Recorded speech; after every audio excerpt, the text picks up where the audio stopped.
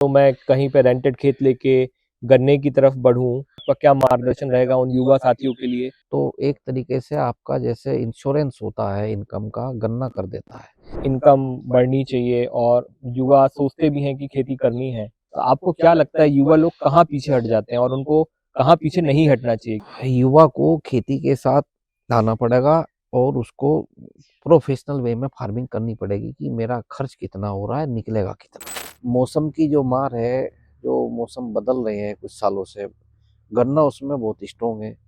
गन्ना पाला भी सह लेता है, आंधी भी सह लेता है, ओलावृष्टि भी सह लेता है, ज्यादा पानी भी सह लेता है, कम पानी में भी वो सर्वाइव कर जाता है। दो मेजर चीज आज आपने बताई। ऐसी भी क्रॉप है कि आप 5 लाख, 6 लाख, 7 लाख पर एकड़ तक इनकम कर सकते हैं। नमस्कार दोस्तों, हमारा सबसे चर्चित वीडियो रहा है जहां पे हमने आपको रूबरू कराया था डॉक्टर धर्मेंद्र से, जो कि एक जाने माने वैज्ञानिक हैं, जिनका 20 साल से ज़्यादा का तजुर्बा हो चुका है गन्ने की खेती में। आज ये कई लोगों को कंसल्टिंग देते हैं, बहुत ही बड़े पैमाने पे ये आज गन्ने का उत्पादन कर रहे हैं, गन्ने के सीड्स डेवलप कर रहे हैं। और आज हमने उनसे बहुत ही जल्दी समय मांगा कि सर आज आप हमारे दोस्तों तक आप अपनी बातें पहुंचाएं, थोड़ा नॉलेज शेयर करिए, जिससे ये नॉलेज हमारे किसान भाइयों को और वो सभी युवा वर्ग जो आज खेती की तरफ बढ़ना चाहते हैं या गन्ने की खेती करना चाहते हैं, इधर से आगे अपना बढ़ा पाएं। तो आइए हम मिलते हैं डॉक्टर धर्मेंद्र सर। सर आपका स्वागत है हमारे चैनल पे। सर काफी समय बाद आज हमारी मुलाकात हो रही है। काफी लोग जानना चाहते थे कि धर्मेंद्र सर कैसे हैं, कहाँ से। सर तो थोड़ा सा बैकग्राउंड में जानना चाहता हूँ कि कैसे आप इस रिसर्च फील्ड में आए और कैसे आपने गन्ने की शुरुआत की या रिसर्च फील्ड में आप इसी फील्ड में बढ़े आगे। मैं किसान परिवार से ही हूँ और मेरी एजुकेशन भी एग्रीकल्चर से रही। उसके बाद मैं जो अपनी जॉब शुरू करी वो शुगर इंडस्ट्री से करी। वो एक जो फर्स्ट वाली पोस्ट होती है वहाँ से करते हुए मैं as a group general manager रहा हूँ डेवलपमेंट का, उत्तम ग्रुप में कारपोरेट, जो एक बड़ी ऊंचाई होती है जनरल मैनेजर की, और 7 साल तक मैं उस पद पे रहा हूँ। उसके बाद मैं शुगर इंडस्ट्री को कंसल्टेंसी प्रोवाइड करता हूँ और उसके साथ साथ सी डेवलपमेंट का काम भी करता हूँ और फैक्ट्रियों के माध्यम से ही उनके कोलैबोरेशन में ही करता हूँ। ये मेरी बैकग्राउंड है और गन्ना ही रहा है, जब 20 सालों से गन्ने के साथ ही हूँ। तो सर आज आज आप देख रहे हैं और आप तो मेरे से ज्यादा रूबरू होते होंगे गन्ना किसानों से, तो आपको क्या लगता है कि आज का जो गन्ना किसान है या जो किसान गन्ने की तरफ जाना चाह रहा है, वो सबसे पहले गलतियां क्या करता है जो एक शुरुआत होनी चाहिए, जैसे गन्ने की खेती करनी चाहिए वैसा ना करके मेरे ख्याल से जो चल रहा है दुनिया में उसी को ऑप्ट करता है। तो आपके हिसाब से किसान की मेजर गलतियां क्या होती हैं किसानी में इधर पे गन्ने की? देखिए, किसान जो गलतियां करता है उसमें नुकसान भी उठाता है। वो सोशल मीडिया के माध्यम से वो अच्छी अच्छी वीडियो देख लेता है कि वहाँ के किसान 1,000 निकाल रहे हैं, वो 800 निकाल रहे हैं, वो 1,200 निकाल रहे हैं। जी। वो उसको कैसे निकाल रहे हैं उसका उसको बेसिक एक्सपीरियंस होता नहीं और वो बड़े रकबे पे उसको अप्लाई करता है। आप बहुत छोटे रकबे पे आप टेक्नोलॉजी को यूज करें। यदि आप शुगर कैन की टेक्नोलॉजी को आप अच्छी तरह से आप उसको यूज करेंगे तो 100% उसमें उत्पादन ज़्यादा आएगा। शुगर कैन एकमात्र ऐसी क्रॉप है इंडिया की जिसका रेट मेरे को लगाते समय मेरे को पता कि यह क्या रेट में बिकेगी। ऐसी कोई क्रॉप नहीं है इंडिया की जिसके रेट की मैं गारंटी ले सकता हूँ। ऊपर भी जा सकती है, नीचे भी जा सकती है। जो गवर्नमेंट का जो होते हैं, जो सपोर्ट प्राइस होते हैं, कई बार हमारी दलहन की फसलें उससे नीचे भी बिक जाती हैं, परंतु गन्ना का फिक्स होता है। अब उसमें मौसम की जो मार है, जो मौसम बदल रहे हैं कुछ सालों से, गन्ना उसमें बहुत स्ट्रोंग है। गन्ना पाला भी सह लेता है, आंधी भी सह लेता है, ओलावृष्टि भी सह लेता है, ज्यादा पानी भी सह लेता है, कम पानी में भी वो सर्वाइव कर जाता है। तो इसलिए गन्ना तो किसान की जान है। मैं ये नहीं कहूंगा कि 100% जमीन पर गन्ना लें, आधी जमीन पे, आधी से कम पे आप बहुत अच्छा गन्ना लें और आधी जमीन पे आप दूसरी क्रॉप लें। तो एक तरीके से आपका जैसे इंश्योरेंस होता है इनकम का, गन्ना कर देता है। ज्यादा पे भी आप गन्ना लोगे समस्या आ सकती है सप्लाई की, बेचने की। और आधी जमीन पे लें, अच्छा उत्पादन लें, और उसमें भी आप दूसरी फसल लेके इनकम बढ़ा सकते हैं। तो सर जैसे मान लीजिए मैं आज एक नया किसान हूँ या युवा किसान हूँ जो चाहता हूँ कि मेरे पास खेत तो नहीं है, तो मैं कहीं पे रेंटेड खेत लेके गन्ने की तरफ बढ़ूँ, तो आपका इस तरह के लिए सुझाव या आपका क्या सजेशन रहेगा या आपका क्या मार्गदर्शन रहेगा उन युवा साथियों के लिए कि कैसे आप चीज़ को बढ़ा सकते हैं? मैं तो जहाँ रह रहा हूँ आसपास मेरे बराबर में 40 एकड़ जमीन है, उधर 40 एकड़ है। समस्या ये एक आ रही है कि जो युवा हैं वो खेती के साथ नहीं आ रहे, वो जॉब बीटेक करेंगे और जॉब करेंगे, अपनी खेती से वो उनको इनकम नहीं लगती कि इनकम होगी। तो आपको रेंट पे ज़मीन मिलती है तो रेंट पे ज़मीन लें, लंबे समय के लिए लें उसको, उस पर आप खेती करें। अपनी ज़मीन है तो उस पर करें। आप 5 फीट वाली टेक्नोलॉजी का यूज करें, बीच में इंटरक्रॉप लें, ड्रिप का इस्तेमाल करें। गवर्नमेंट की बहुत अच्छी अच्छी योजनाएं एग्रीकल्चर के लिए आ रही हैं, उनका भी आप फ़ायदा उठावें। ड्रिप पे 90% तक सब्सिडी आती है, हर इम्प्लीमेंट्स पे सब्सिडी आ रही है।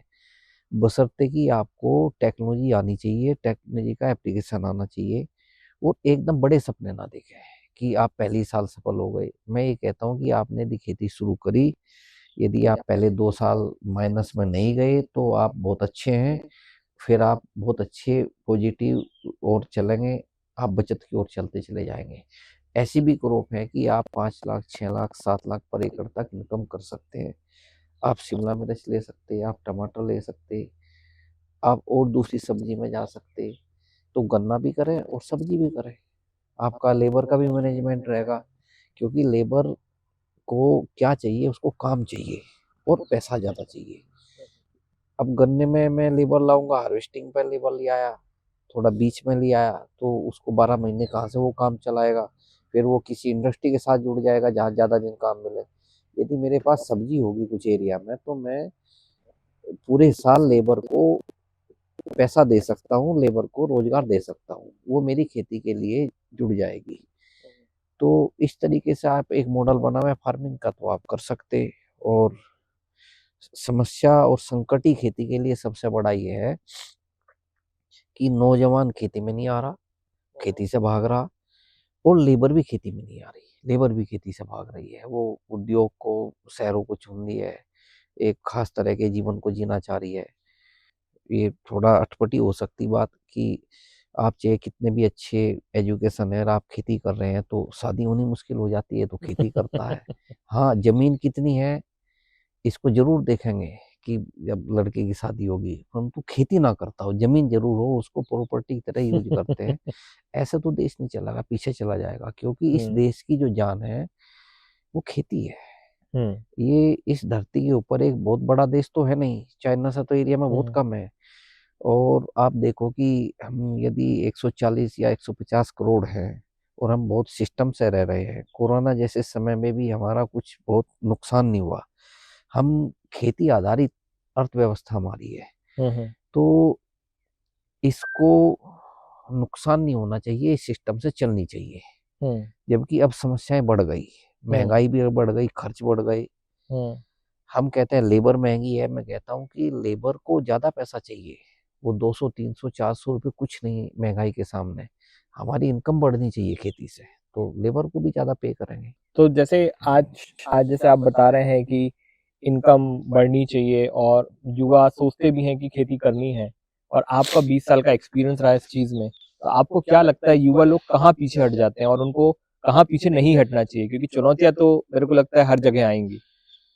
एक तो वो प्रैक्टिकल बातों से दूर है कि वो हाथ गंदे हो गए, कपड़े गंदे हो गए, वर्क को। आज भी हमारे समाज में ये है कि यदि आप ट्रैक्टर चला रहे हैं तो वो तो ड्राइवर का काम है। मैं अपना ट्रैक्टर खुद चलाता हूँ, तो मेरे को दिन में को 10 आदमी पूछते हैं, डॉक्टर साहब कोई ड्राइवर रख लीजिए, आप क्यों ट्रैक्टर चला रहे हैं। तो इन चीज़ों से बाहर आना पड़ेगा। मजदूर भी मेरा ही पार्ट है और मैं भी मजदूर का ही पार्ट हूँ। हम दोनों एक ही है, अलग नहीं है। खेती के साथ हमको मिट्टी में मिलना पड़ेगा। और उसको जो मैं करना चाह रहा हूँ, पहले मार्केट की स्टडी करें कि मैं क्या पैदा करना चाह रहा हूँ, कहाँ ही बिकेगा। ऐसा नहीं कि कुछ भी कर लूँ और बाद में सोचूं कि कहाँ बिकूंगा इसको। पहले मार्केट है कि कहाँ बिकेगा, किस समय बिकेगा, किस रेट में बिकेगा। अलग अलग क्लाइमेट में अलग अलग क्रॉप को ही मैं रिकमेंड करूंगा, गन्ना सब जगह नहीं करूंगा। जहाँ हम्म गर्म क्लाइमेट है मैं वहाँ केला और पपीते की सलाह दूंगा। हम्म जहाँ सब्जियों की सलाह दूंगा। जहाँ ठंडा एरिया आता है हम्म और क्लाइमेट बड़ी अप डाउन होती है, वहाँ आप गन्ना लें। हम्म गन्ना बहुत अच्छा वहाँ सरवाइव करता है। हम्म गन्ने को रात को ज़्यादा ठंड चाहिए, दिन में गर्मी चाहिए। गन्ना उत्तर प्रदेश में बहुत कोल्ड क्लाइमेट होता है, बहुत अच्छा गन्ना होता है। हम्म यदि देखा जाए कि 12 महीने में जो गन्ने का उत्पादन है पर डे के हिसाब से, उत्तर प्रदेश का बहुत ज़्यादा है। हम्म महाराष्ट्र में तो 16-18 महीने में ये लाता है, उत्तर प्रदेश के अंदर तो 10 महीने में बहुत अच्छा ये लाता है। तो पर डे के हिसाब से तो उत्तर प्रदेश आ गया गन्ने को यील्ड के मामले में देखा हम्म जाए। हम्म तो युवा को खेती के साथ लाना पड़ेगा और उसको प्रोफेशनल वे में फार्मिंग करनी पड़ेगी कि मेरा खर्च कितना हो रहा है, निकलेगा कितना। मतलब दो मेजर चीज आज आपने बताई, बहुत इंपॉर्टेंट है युवाओं के लिए। पहला तो आपको मार्केट स्टडी जरूरी है कि अगर आप कोई भी क्रॉप ले रहे हैं तो उसकी डिमांड कहाँ है। आपकी सप्लाई आप जो देने वाले हैं उसकी डिमांड पहले आपको देखनी पड़ेगी, कितनी ज्यादा डिमांड हो रही है। दूसरा, कोई भी काम बड़ा या छोटा नहीं होता। अगर ये आपका खेत है और आपकी खेती है तो शायद आपको एक टाइम पे सारी चीजें करनी पड़ेंगी, और मुझे लगता है कि वक्त के साथ वो चीज भी आपको आसान लगने लगती होगी। आपका एक्सपीरियंस क्या बोलता है सर? नहीं, वो तो एक लाइफ स्टाइल होता है जीने का। यदि आप काम कर रहे हैं, आपका हेल्थ अच्छा है और आपको अच्छा लगना चाहिए। हम्म हमने गाड़ी ली, हमको गाड़ी चलाना बहुत अच्छा लगता है। जब हम अपनी खेती कर रहे हैं तो खेती करना हमको अच्छा लगना चाहिए। कोई भी काम हम कर सकते हैं। मैं ये नहीं कहता कि ये हर काम करें। काम दूसरे लोगों से करावें, उनको भी रोजगार मिलेगा, उनको भी हाथ चलेंगे तो उनको पैसा मिलेगा। हम्म आप खेती को मैं ये कहता हूँ कि एम्प्लॉय से एम्प्लॉयर बनिए। आप एम्प्लॉय देवें, आप रोजगार देवें। हम्म जॉब जो है, आप नौकरी कर रहे हैं, आप एम्प्लॉय हैं, हम्म आप एम्प्लॉयर नहीं है। फार्मिंग में आकर आप एम्प्लॉयर बन जावे कि मैं बहुत सारे लोगों को काम दे रहा हूँ हम्म और काम दूंगा तो मेरी भी इनकम होगी जब मेरे लिए काम करेंगे। बिल्कुल, बहुत अच्छी बात। तो आज युवा वर्ग जो सोचता है कि आप बाहर जाके किसी और के लिए काम करें, सर का कहना है कि आप अपने ही क्षेत्र में, खेतों में आप लोगों को रोजगार दें और उनके साथ जुड़ के काम करें, तो आप एक प्रकार से रोजगार भी जनरेट कर रहे हैं और घर बैठे शायद आप उससे ज्यादा कमा रहे हैं जो शायद आप बाहर नहीं कमा पाते।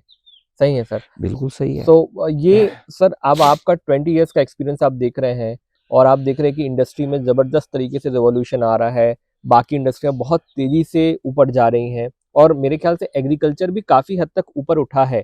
बट अभी भी आपको क्या लगता है कि क्या हमें जागरूकता लाने की जरूरत है किसानों में, युवाओं में या समाज में, कि खेती और अच्छे से आगे बढ़े? जैसे अगर मैं देखता हूँ दूसरी कंट्री, इसराइल हो गया या फिर आप चाइना देख लें, ये आज कहीं ज्यादा आगे चल रहे हैं एग्रीकल्चर के मामले में। तो आपको क्या लगता है कि इंडिया में क्या सुधार और क्या जागरूकता लाने की जरूरत है? देखिए, फ्यूचर तो एग्रीकल्चर का ही है। मैं अब भी अपनी बात पढ़ी हूँ, सभी को कह रहा हूँ कि फ्यूचर जो है इंडिया का एग्रीकल्चर में ही है, क्योंकि बहुत संभावनाएं है इसमें। दूसरे कंट्री में हमारे कंट्री में क्या अंतर है, वो एग्रोकेमिकल एक बिल्कुल रिकमेंड डोज में यूज करेंगे, तरीके से करेंगे। अपने यहाँ पे 90% यदि एग्रोकेमिकल है तो उसका यूटिलाइजेशन किसानों को पता ही नहीं। वो एक ढक्कन डाल देगा कि उसको यदि 1 लीटर में ½ ml डालनी थी तो वो 2 या 3 डालने की कोशिश करेगा, ओवरडोज करेगा। वो नेचर को भी नुकसान करेगा, अपने शरीर को भी करेगा, क्रॉप को भी करेगा। जब इंसेक्ट आ गया और वो डैमेज करके चला गया तब वो दवाई डालेगा। वो यदि दुकान पे जाएगा तो उसकी तो दवाई बिक रही है, उसको उसमें कोई इंटरेस्ट नहीं है। कि हमको बहुत जागरूक अभी खेती में होना पड़ेगा कि खेती में तो कीड़ा आना ही नहीं चाहिए। ये जो ये इंसेक्ट यदि आ गया, उसने डैमेज कर दिया और मैं उसको कंट्रोल कर रहा हूँ, तो वो एक गुड फार्मिंग नहीं हुई। गुड फार्मिंग ये है कि मैं एग्रोकेमिकल तो यूज करूंगा, परंतु उस स्थिति में करूंगा कि कोई इंसेक्ट आ ही ना। मेरे को इतना एक्सपीरियंस होना चाहिए कि इंसेक्ट आ ही जाएगा 10 दिन बाद, तो मैं पहले ही उसको इस्तेमाल कर लूँ। या शुरुआत हुई तो तुरंत उसको इस्तेमाल करूं। दूसरा, मैकेनाइजेशन पाना पड़ेगा। अब उस फार्मिंग से तो जानना पड़ेगा कि आप बैल तो नहीं चलाओगे, एक बैल की फार्मिंग करोगे। अब कोई आदमी मेहनत नहीं करना चाहेगा कि मजदूर की वो कुदाल लेके जमीन खोदेगा। इतना आदमी का शरीर ऐसा रहा नहीं। आपको ऑपरेटर मिल सकते हैं, मजदूर के नाम पे भी ऑपरेटर ही मिलेंगे आपको, ऐसे नहीं मिलेंगे कि वो हड्डी तोड़ मेहनत करेंगे। तो मैकेनाइजेशन आपको फर्स्ट रिक्वायरमेंट है फार्मिंग की, कि आप जो करें इसमें मैं कैसे इसको मैनेज करूंगा श्रम को। ये 3-4 चैलेंज हमारे लिए है। और नॉलेज हमारी उस लेवल की होनी चाहिए फार्मिंग की, कि टोटल एग्रोकेमिकल की और एग्रोनॉमिकल प्रैक्टिस की मेरे को फुल प्रैक्टिकल जानकारी होनी चाहिए, किताबी नहीं। किताबी में तो मार खा जाएंगे, अक्सर फेल हो जाते हैं कि मैं पढ़ लिया और कर लिया, इस्तेमाल करा। क्योंकि जो किताब में है, जो मैं बीएससी एजी में पढ़ा, एमएससी में पढ़ा, मेरा एक्सपीरियंस ये है कि वो 10% भी जब मैं प्रैक्टिकल गया वो काम नहीं आया। मैंने जो भी सीखा फिर वो प्रैक्टिकल में सीखा। हर आदमी को यही सीखना पड़ता है कि जब आप करोगे, करके जानोगे, तब कुछ और पता चलेगा कि वो किताबी ज्ञान तो दूर रह गया, ये तो दूसरा ज्ञान शुरू हुआ। अब रिजल्ट पाना मेरे को। तो सर, आपने अपना बहुमूल्य समय दिया, यहाँ पे हमारे साथ जुड़े, बहुत से अच्छे अच्छे पहलू और पॉइंट बताए। तो किसान भाई, मैं चाहूँगा कि आप इस वीडियो में कमेंट के माध्यम से बताएं कि सर से आप किस तरह का कंटेंट चाहते हैं, आप क्या चाहते हैं, अपने क्वेश्चंस लिखें।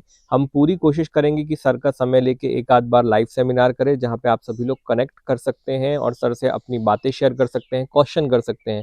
सर, मैं अंत में आपसे जानना चाहूँगा कि आपका किसानों के लिए क्या संदेश है, और आप क्या एक युवा किसान या जो आज के युवा हैं या किसान भाई जो जुड़े हैं इस वीडियो के माध्यम से, उनको आप क्या कहना चाहेंगे? मैं किसानों को यही कहूँगा, युवाओं को, कि पॉजिटिव होकर काम करें और इस खेती में आए। यह खेती हमारी है, हमको ये करनी पड़ेगी। उनका समय जा चुका कि जो बुजुर्ग इसको करते थे, और ये सब नए सिस्टम से खेती हो रही है। पुराना सिस्टम खत्म हो चुका, होना भी चाहिए। अब सब कुछ नया सिस्टम आ गया, और इसमें मज़ा आनंद बहुत है, चैलेंज है रोज। और जब आप खुद अपना टारगेट बनाते हैं, खुद उसको अचीव करते हैं, तो बड़ा एक तरीके से जैसे कि आप मैच जीतते हो, ऐसा एक्सपीरियंस फीलिंग आपको होती है। नई नई मशीनरी आ रही है, नए नए औजार आ रहे हैं। अब हमारे पास एक ट्रैक्टर है, ये कुबोटो का। अब छोटा ट्रैक्टर ऐसा लगता है कि जैसे ये एकदम रोबोट हो, इतनी पावर इसके अंदर है। अब ये सब हम खेती करेंगे तो ये सब एक्सपीरियंस होंगे, अच्छा लगेगा। तो पॉजिटिव वो के मैं युवाओं के लिए यही संदेश है कि खेती को अपनाएं और उस खेती में आए। नौकरी से आप हटें। नौकरी का जो अपने समाज के अंदर एक मिथ है कि नौकरी, मैं पढ़ाई नौकरी के लिए कर रहा हूँ, हर बच्चा पढ़ाई नौकरी के लिए कर रहा है, ऐसा नहीं है। आप पढ़ाई करें, अच्छी एजुकेशन लें, और एग्रीकल्चर को अपना कैरियर बनाएं। इसमें आपको पैसा भी मिलेगा, सब शांति भी मिलेगी, और देश की जरूरत भी है एग्रीकल्चर। यही मेरा है। बहुत ही अच्छी बात आपने बोली सर, और आपका हमारे चैनल पे जुड़ने के लिए और अपना समय देने के लिए आज के लिए धन्यवाद। और आगे मैं किसानों से जो भी कमेंट आएंगे या जो भी मेरे साथ किसान जुड़ेंगे, मैं पूरी कोशिश करूंगा कि आपका थोड़ा सा और समय लेके उनको थोड़ा ज्ञान दे पाएं। और हमारा यही उद्देश्य है कि अधिक से अधिक लोग खेती की तरफ बढ़ें और अपनी ज़मीन को और अच्छा करें और खेती से हमारी इकोनॉमी को और स्ट्रॉन्ग करें।